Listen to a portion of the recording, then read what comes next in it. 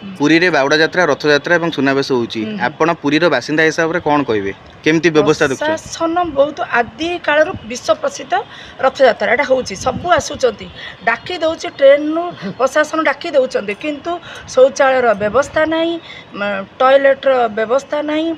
आउ होची मल त्याग करिवार जोटा सेटा भी व्यवस्था नहीं पूरी शहर आम बासिंदा सकाळ उठिला बेलको रथ यात्रा जो दिन रथ यात्रा से दिन गेट मुहरे माने बोधे शह शह लोक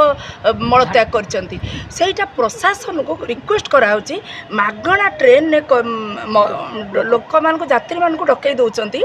किंतु मागणा खाइबा को देइचंती अरे से माने लोकंकर दोष कौन से माने मलत्याग कौटी करेंगे परिश्रा कौटी करेंगे गोटे गोटे शौचालय नहीं भांगीदे